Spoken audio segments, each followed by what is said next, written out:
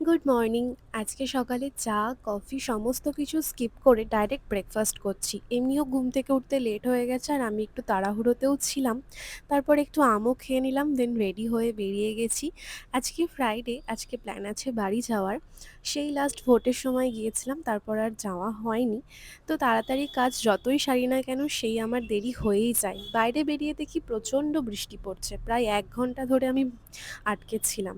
আমার কাছে কোনো ছাতাও ছিল না। তারপর বাধ্য হয়ে দেখলাম ট্রেনের টাইম হয়ে যাচ্ছে, তো একটা ক্যাব বুক করে নিলাম। ক্যাব বুক করার পরেও খুব টেনশনে ছিলাম, কারণ আমার বেশ কিছুটা লেট হয়ে গেছে আর রাস্তায় বৃষ্টির জন্য কিছুটা জ্যামও ছিল। ট্রেন ছাড়ার মাত্র 5 মিনিট আগে আমি স্টেশনে পৌঁছাই আর প্রচণ্ড তাড়াহুড়োতে ছিলাম, ওই জন্য কোনো ভিডিও ক্লিপই নিতে পারিনি। এই যে আমি এখন ট্রেনে উঠে গেছি আর ট্রেনটা আজকে মোটামুটি ফাঁকাই ছিল। তারপরেই নেসক্যাফের এই কফিটা খাচ্ছিলাম, এটা খুব ভালো লাগে খেতে। তারপর বাড়ি গিয়ে একটু মা চা করে দিল। তো ব্যাস, ব্লগটা এখানেই শেষ করছি।